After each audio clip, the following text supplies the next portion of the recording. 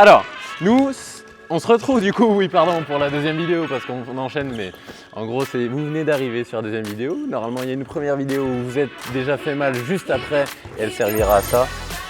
Je sais pas si c'est bien clair mon truc, mais vous allez comprendre, c'est bon. Là on est sur la phase 3, 4e, 5e jour jusqu'à 1 semaine et demie, 2 semaines où la cheville commence à dégonfler, pas tout à fait fini, mais il y a du boulot au niveau de la mobilité et on va voir qu'on peut travailler surtout sur vascularisation, mobilisation des tissus mous, un peu de thérapie manuelle et commencer à mettre un peu de contraction pour qu'on dise au système nerveux on a besoin de cette mobilité là. Donc on va faire un peu de phase and raise, très doux, très doux, toujours on peut le placer. Alors moi ce qui est intéressant c'est que on va travailler sur les tissus mous. Les tissus mous, donc la peau qui a besoin de glisser sur toutes les structures sous-jacentes. Pour ça, on va avoir besoin d'une petite balle qui va être râpeuse. Ça veut dire qu'elle ne va pas glisser. On va venir attraper la balle et ancrer sur la peau. La balle ne glisse pas et j'imprime un mouvement. Tac. La même chose. Ça va? Douleur? Donc là, je viens de travailler tous les tissus. Ouais, ça tire un peu les poils. C'est ta cheville gauche? Oh, et voilà. Changement de cheville, pardon. Le ventre, le dos. Donc j'étais en train de dire, on vient mettre la balle ancrée, on vient ancrer la balle sur la peau et on vient imprimer un mouvement. Ça peut être bien aussi que tu le fasses activement et que tu le fasses même tout seul ça. Ça mon team? Il n'avait pas vu. Eh oui, il y a la caméra. Donc ça c'est tout simple, hein. Tu viens te mettre ici dans le vide. La balle, tu viens comprimer, tirer vers le haut, tracter et tu viens, tac, avec ta cheville, bouger. Ça, tu peux le faire sur toute la cheville. Et là, tu viens redonner en fait, tu viens redonner des plans de glissement dans tous les différents tissus. Et forcément, la peau doit bouger pour avoir un mouvement suffisant. Ok, donc il y a cette technique. Il y a la technique aussi avec le rouleau, où tu peux venir travailler donc à deux mains. Tu viens comprimer, tu as vu le petit? Là, j'ai fait, j'imprime à la peau, tac, elle n'a plus l'espace d'avoir des plis, etc. Et là, je viens, hop, je mobilise. Tac, je tracte et je mobilise. La même chose sur tous les côtés de la cheville, tu peux le faire aussi avec la balle devant, etc. etc. Ok? Ça, mobilisation des tissus, je vais te montrer une dernière mobilisation avec un atout, c'est que ça va travailler aussi l'œdème. Donc le Voodoo Flares, comme j'ai fait tout à l'heure, en gros, on va venir mettre de la compression. C'est important, je t'avais déjà montré ça, je ne sais pas si tu te souviens. Celle de l'an dernier. Tac, ouais, on vient vraiment, moi il est un peu court l'élastique. Mais c'est pas grave, vous comprenez l'idée. On vient enserrer la cheville avec un maximum de compression, donc déjà ça c'est intéressant au niveau du drainage de l'œdème. Et après on vient se servir de l'appui que ça nous offre, parce que ça glisse pas, pour tracter, tourner. Tu vois là la peau, elle est super étirée. Il suffit que je rajoute ensuite, j'appuie, je tourne, mouvement de la cheville. Ah là tu vas voir que ça bosse. Ouais. Là tu vas voir que là ça m'arrache. Donc ça c'est super important. On peut le faire dans l'ensemble des sens, etc. Je te laisserai le faire tout seul. Ouais. Ça tu connais, c'est assez simple. Et ensuite tu enlèves assez vite et ça va normalement t'aider à drainer. Ok, on est pas mal. Ouais. Ça c'est toute la deuxième étape. Donc continue bien sûr à marcher, faire du vélo, etc. Et on va venir faire la troisième étape maintenant. Alors, je vais vous montrer ce qu'on fait en kiné quand un patient arrive comme ça et après on va réintégrer, réexploiter pour que vous le fassiez vous-même. Ok? Je te laisse t'allonger. Donc on va essayer en fait de retrouver un peu cette mobilité avant de remuscler, avant de travailler la proprioception, je vais y arriver, il va falloir retrouver ses amplitudes. Pour retrouver ces amplitudes, on va travailler nous ce qu'on appelle en thérapie manuelle, on pique un peu ça aux ostéos, on va venir faire plusieurs choses.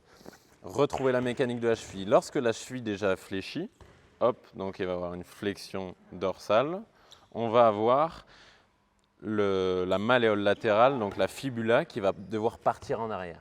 Si on n'a pas ce mouvement-là, forcément ça va être bloqué. D'accord? Donc nous, ce qu'on fait, soit on vient ici et on vient pousser la malléole sur le côté, plusieurs fois. Tac, tac, tac. On peut l'associer à un mouvement en flexion de la cheville. Je vous montre une autre position pour l'équiné, petite dédicace, recréer un peu cette fibula qui vient en arrière, on vient attraper ici et flexion et en même temps on amène, tac, ce mouvement-là. Ou soit on peut le faire, et ça va être ça le but, en autonomie, toi tout seul, je vais t'apprendre à faire ça. Pour ça on a besoin d'une balle, donc on va venir mettre la balle sur la malléole ici là, tu vois. Tac, on vient la placer là et on va venir avec notre main appuyer et la balle va aller glisser en arrière. Tu vois ce que je fais? Donc je viens mettre mon poids du corps, la balle glisse en arrière et je viens créer un mouvement de flexion dorsale.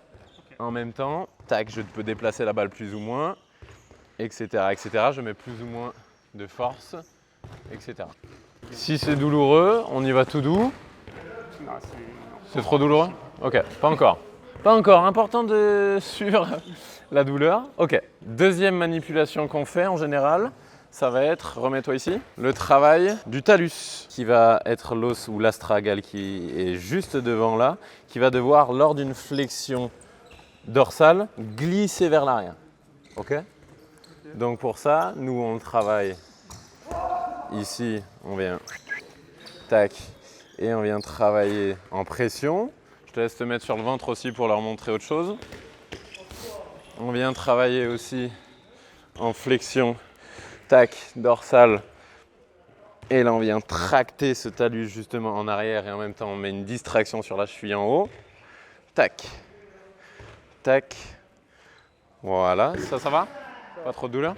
Ok, maintenant, je vais te montrer comment on fait, comment toi, tu peux faire tout seul. Pour ça, tu vas avoir besoin d'un petit élastique, des choses peut-être que tu connais déjà.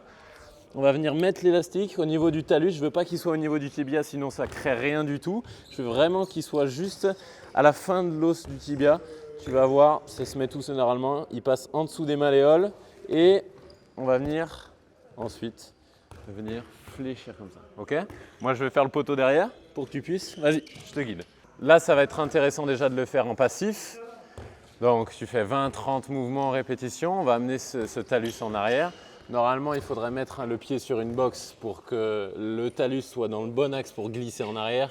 Voilà, il faut 20-30 cm de surélever le pied. Mais c'est déjà pas mal de faire ça comme ça. Tu peux varier aussi la force que tu mets, l'intensité. Tu peux rester 2-3 secondes, etc. Le but, c'est de redonner un peu ce glissement. Maintenant, je vais te montrer comment mobiliser. On mobilise les tissus mous, après on vient travailler en thérapie manuelle et après on vient commencer à retrouver la mobilité en forçant. Je te laisse t'allonger. Moi, ce que je vais te montrer, c'est du pace and raise pour gagner en mobilité. On va venir, position ici. On va se mettre là. Debout, tac.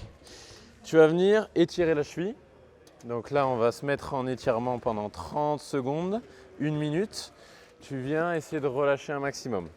Si on fait que de l'étirement, on n'indique pas au système nerveux qu'on veut avoir cette amplitude. Là, on va venir maintenant, du coup, pour indiquer au système nerveux, forcer dans l'amplitude, c'est-à-dire essayer de fléchir le pied. Okay, pendant 10 secondes, on fait progressivement 10%, 20%, 30, 40, 50, etc. jusqu'à 100. Et pendant 10 autres secondes, on est à 100% et on vient forcer le plus qu'on peut sans perdre la position.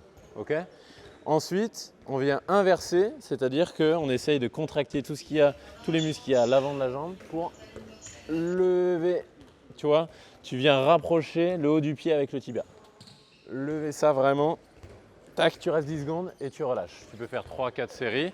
Là, normalement, on vient étirer les muscles derrière et la capsule articulaire. Parce qu'en fait, quand ça vient bloquer devant, souvent on fait avec l'élastique, je t'ai montré de la thérapie manuelle pour faire glisser, etc. Quand ça vient bloquer devant, ça veut dire que l'articulation est peut-être en manque aussi derrière. Parce que si je te prends, donc ça c'est 2 os avec une capsule là à l'arrière et une capsule à l'avant. Si la capsule arrière est trop rigide, pas assez souple, on va avoir ça qui va se créer, au lieu qu'il y ait ça. Tu vois? Donc, c'est souvent en fait un problème un peu de tous les côtés. Il faut travailler cette capsule arrière et en plus, c'est cette capsule arrière qui va donner l'information d'enlever la tension du mollet en arrière pour gagner ensuite cette amplitude. C'est elle qui fait la loi. Okay, les capteurs principaux sont dans la capsule. Pace and raise, tu peux le faire en position longue, 3-4 séries, etc. Tu peux le faire aussi en position courte sur une box. Tu viens ici, tac, tac, tu viens bloquer et tu viens créer ça. Ça, c'est la même chose. Attention, donc toi, là, tu es à la deuxième étape, on peut déjà faire ça, mais tu restes à 20-30% tout ce qui est infra-douloureux, tu vois. Ok? Donc, 2 petites étapes, tu peux le faire 3-4 fois. Dans la journée, tu peux le faire 1 à 2 fois. Le but, c'est de le faire un maximum de fois pour avoir des gains à long terme. Et là, on va commencer après à retravailler ensuite tout ce qui est proprioception avec de la mousse, dès qu'on aura retrouvé les amplitudes. Tout ce qui est proprioception sur la dissociation de l'avant-pied et de l'arrière-pied avec 2 petites capsules. Je ne sais pas si tu as déjà fait ça, mais je le trouverai. Je mettrai une petite vidéo où on vient travailler justement différemment entre l'avant et l'arrière-pied. Et après des marches avec les orteils vraiment écartés, des marches sur l'extérieur du pied, des marches sur l'intérieur du pied, tac, des marches sur les pointes, des marches sur les talons. Donc là, on associe tout le travail du pied en même temps avec la cheville. Mais déjà, il faut retrouver ces amplitudes. Pour ça, pace and raise. Aujourd'hui, toi, tu es à la deuxième étape, la deuxième vidéo. Donc, il va falloir travailler tous ces tissus, mobiliser vraiment tous ces plans de glissement là. Tu peux même le faire à la main, hein, tourner. Moi, il y a plein de fois que je le prends comme ça et ça, tu peux le faire sans arrêt. Tu ne viendras pas plus aveugle. Allez, c'est là-dessus qu'on termine. Ouais. Super. Tu as tout ce qu'il faut, tu n'as pas de questions, rien de… Rien. Si jamais je reviens de voir. Allez, super, on termine là-dessus. Belle série qu'on a fait là. Je vous retrouve pour une prochaine vidéo en espérant que ça vous ait aidé à prendre soin de vos chevilles. Allez, ciao!